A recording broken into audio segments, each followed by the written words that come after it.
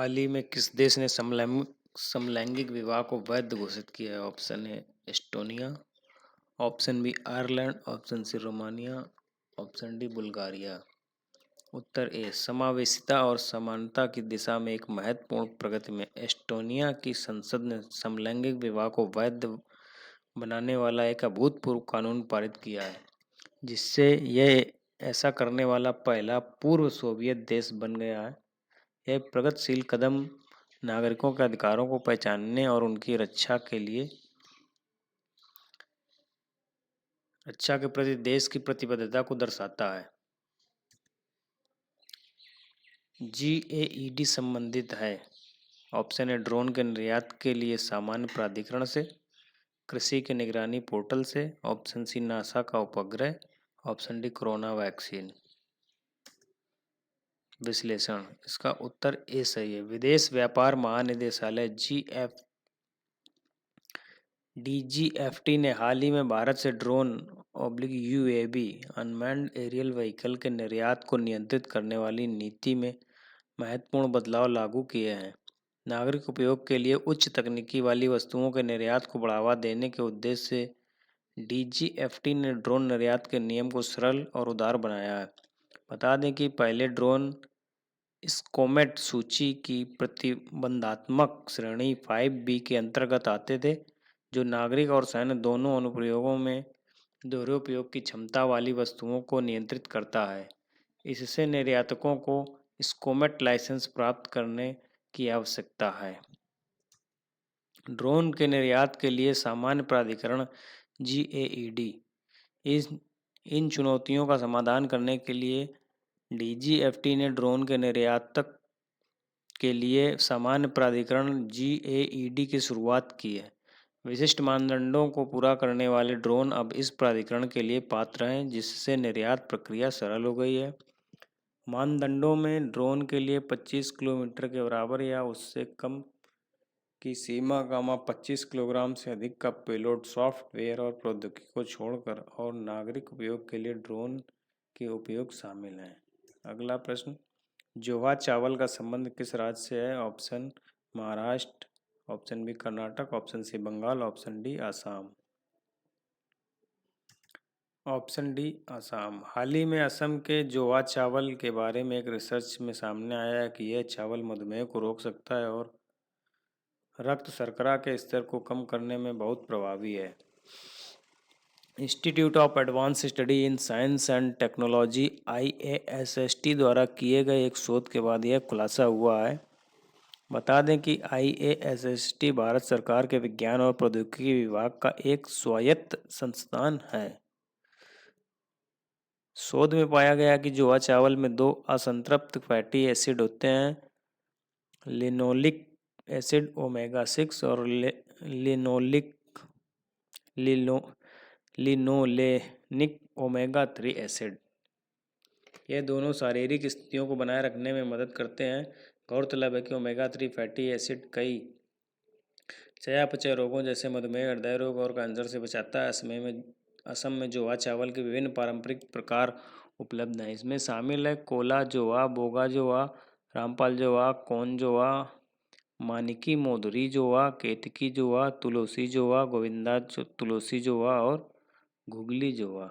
अगला प्रश्न, अंतर्राष्ट्रीय नाविक दिवस कब मनाया जाता है? 21 जून, 22 जून, 25 जून या फिर 27 जून को? ऑप्शन सी, हर साल 25 जून को अंतर्राष्ट्रीय नाविक दिवस दुनिया भर में मनाया जाता है। इस वर्ष की थीम है नाविक ड्राइविंग परिवर्तन, नेविगेटिंग चुनौतियां। यह अंतर्राष्ट्रीय समुद्री संगठन इंटरनेशनल मैरीटाइम ऑर्गेनाइजेशन IMO द्वारा आयोजित किया जाता है। 2010 में अंतर्राष्ट्रीय समुद्री संगठन IMO के द्वारा नाविक के महत्व के मद्देनजर इस दिवस का विचार किया गया था। इसके बाद 25 जून 2010 को अंतर्राष्ट्रीय नाविक दिवस मनाने की घोषणा की गई थी।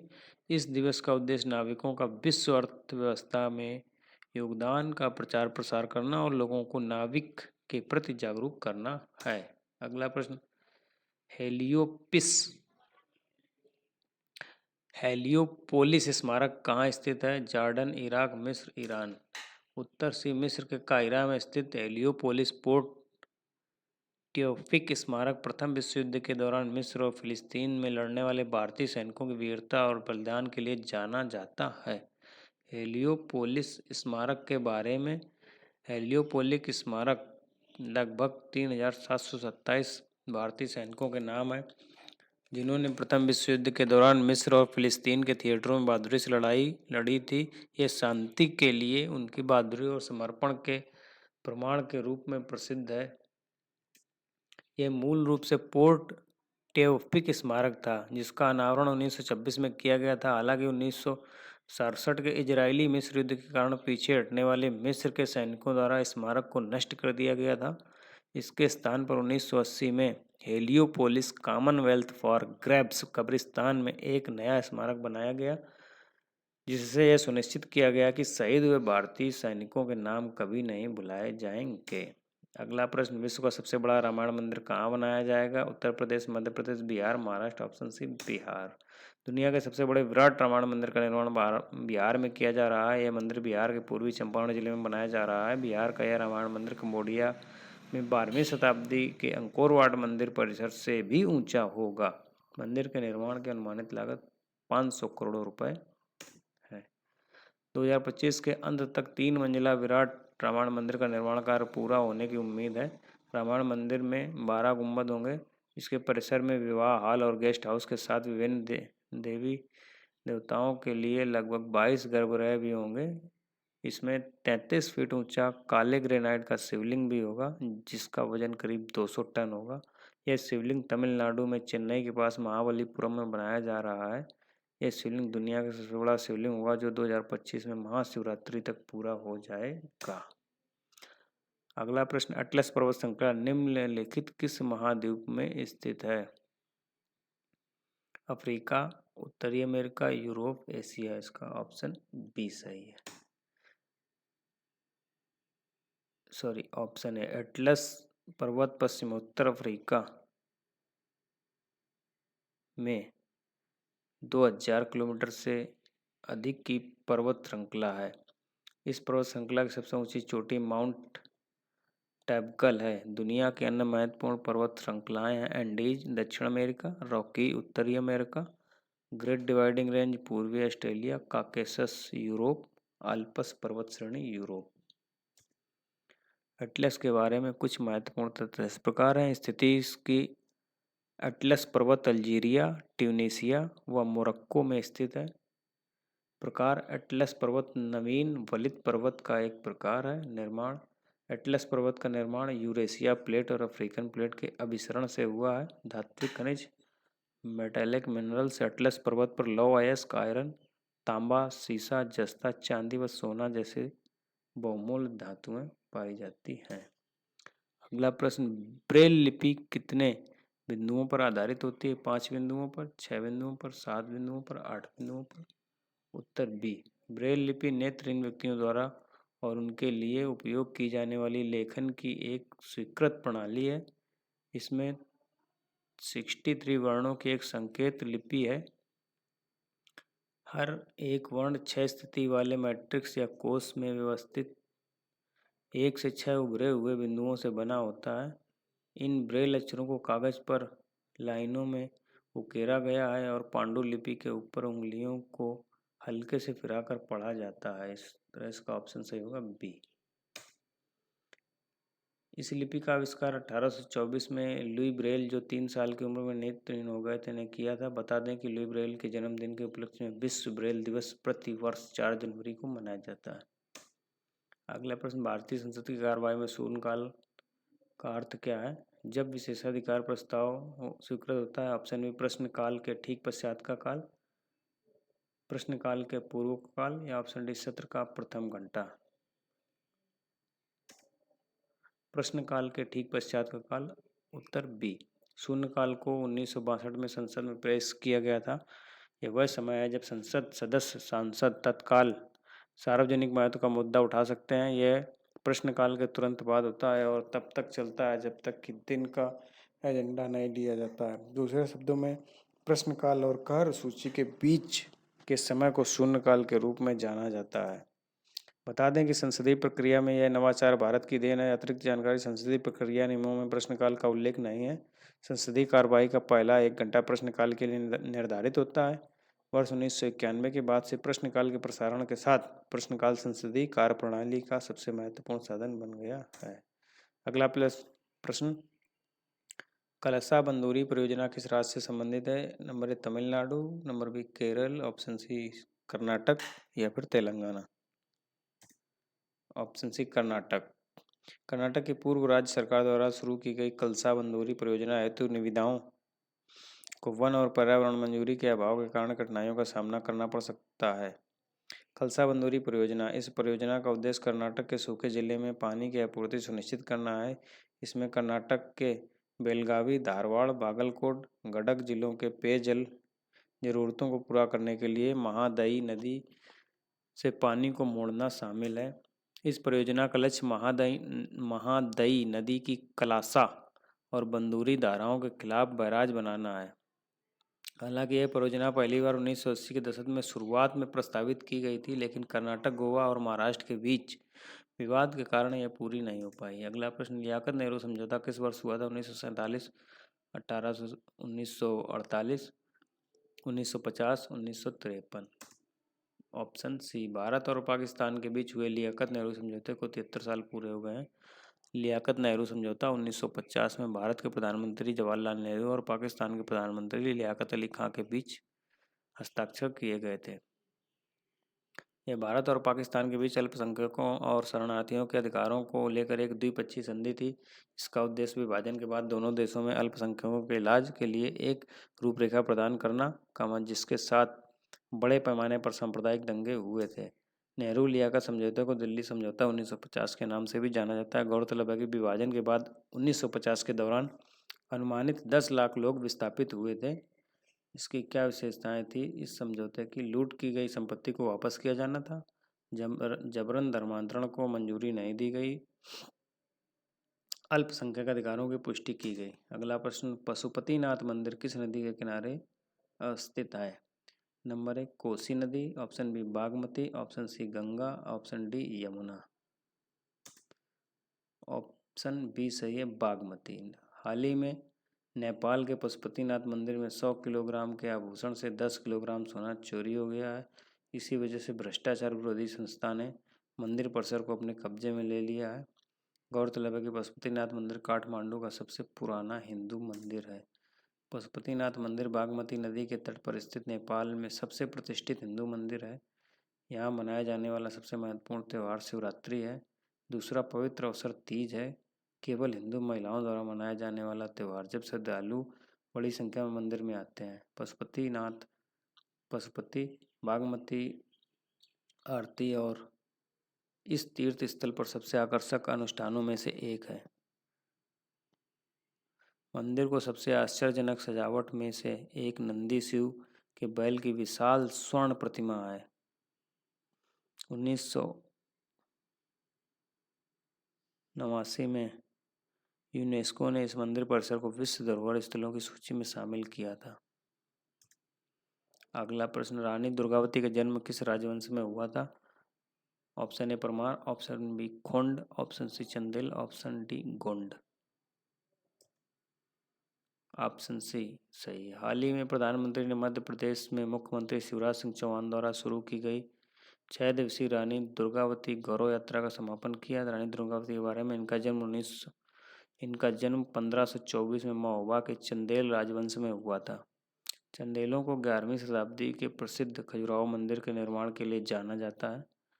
उनका विवाह दलपत शाह से हुआ था, जो गढ़ा कंडगा साम्राज्य से थे। अगला प्रश्न, उत्तर भारत के पहले स्किन बैंक का उद्घाटन कहाँ किया गया है? उत्तर प्रदेश, नई दिल्ली, उत्तराखंड, जम्मू कश्मीर। ऑप्शन बी नई दिल्ली में। हाल ही में दिल्ली के सफदरजंग अस्पताल में उत्तर भारत के पहले स्किन बैंक का उद्घाटन किया गया है। स्किन बैंक के बारे में, त्वचा बैंक एक ऐसी जगह है जहां मृत त्वचा को संसाधित और संरक्षित किया जाता है और इसका उपयोग जले हुए पीड़ितों के लिए किया जा सकता है।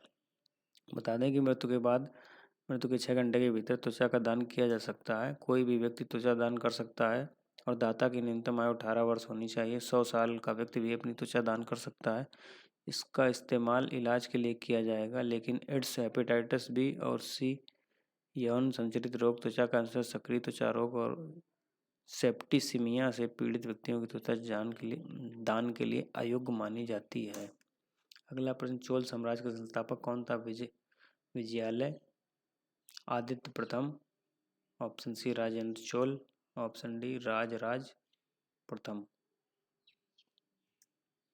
ऑप्शन ए सही है इसका। हाल ही में तमिलनाडु पुलिस के आइडल विंग सीआईडी ने चोल युग के मंदिर से चोरी 16 प्राचीन मूर्तियों को बरामद करने में महत्वपूर्ण सफलता हासिल की है। इन मूर्तियों को अमेरिकी अधिकारियों की सहायता से संयुक्त राज्य अमेरिका के संग्रहालय और कलादीर गांवों में खोजा गया। मध्यकालीन चोल राजवंश। चोल 8वीं से 12वीं शताब्दी ईसा पूर्व को भारत के दक्षिणी क्षेत्र में सबसे लंबे समय तक शासन करने वाले राजवंशों में से एक के रूप में याद किया जाता है। चोलों का शासन 9वीं शताब्दी से शुरू हुआ, जब उन्होंने सत्ता में आने के लिए पल्लवों को हराया। इनका शासन 13वीं शताब्दी तक 5 से अधिक शताब्दियों तक चलता रहा। मध्यकाल चोल के लिए पूर्ण शक्ति और विकास का युग था। प्रमुख सम्राट विजयालय। चोल साम्राज्य की स्थापना विजयालय ने की थी। उसने 8वीं शताब्दी में तंजौर साम्राज्य पर अधिकार कर लिया। आदित्य प्रथम विजयालय चोल साम्राज्य का शासक बनने में सफल हुआ। उसने राजा अपराजित को हराया था। राजेंद्र चोल इसके काल में चोलों का स्वर्ण युग कहा जाता है। अगला प्रश्न, ग्लोबल लिवेबिलिटी इंडेक्स 2023 में कौन सा शहर सबसे पहले स्थान पर है? कोपेनहेगन, मेलबर्न, सिडनी या Vienna? Option D Vienna. The economist intelligence unit ने ग्लोबल लिवेबिलिटी इंडेक्स 2023 पर अपनी रिपोर्ट जारी की है। इसमें ऑस्ट्रिया की राजधानी वियना को वर्ष 2023 में रहने योग्य उत्तम शहरों की सूची में शीर्ष स्थान प्राप्त हुआ है। ग्लोबल लिवेबिलिटी इंडेक्स 2023 अनेक विकासशील देशों ने अपनी रहने योग्य रैंकिंग में वृद्धिशील सुधार हासिल किया है। एशिया प्रशांत शहरों में महत्वपूर्ण प्रगति हासिल की है, जबकि पश्चिमी यूरोपीय शहर वर्ष 2023 की रैंकिंग में फिसल गए हैं। यह रिपोर्ट एशियाई, अफ्रीकी और मध्य पूर्वी देशों में स्वास्थ्य देखभाल एवं शिक्षा के बढ़ते महत्व पर प्रकाश डालती है, जो एक सकारात्मक प्रवृत्ति का संकेत है।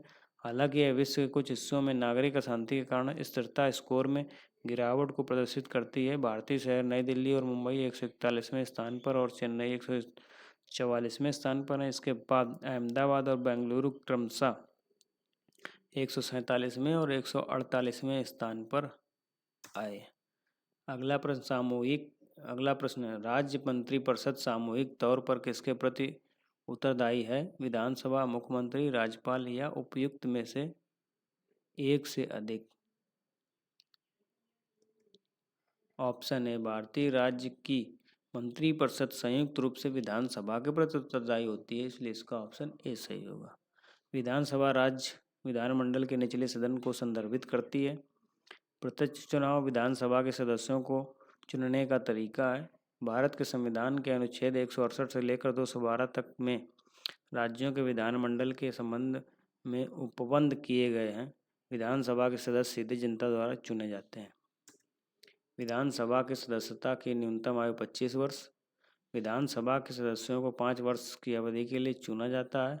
अध्यक्ष विधानसभा का पीठासीन अधिकारी होता है। विधानसभा में सदस्यों की अधिकतम संख्या 500 और न्यूनतम 60 होती है। अगला प्रश्न, क्षोभ मंडल के बारे में निम्नलिखित में से कौन सा कथन सत्य है? ऑप्शन इस प्रकार है। ऑप्शन ए, इसकी औसत ऊंचाई 13 किलोमीटर है। ऑप्शन बी, ये वायुमंडल की सबसे ऊपरी परत है। ऑप्शन सी, इस परत का तापमान ऊंचाई के साथ बढ़ता है। ऑप्शन डी, उपयुक्त में से एक से अधिक। ऑप्शन ए सही है इसका। इसकी औसत ऊंचाई 13 किलोमीटर है। क्षोभ मंडल पृथ्वी के वायुमंडल की सबसे निचली परत है,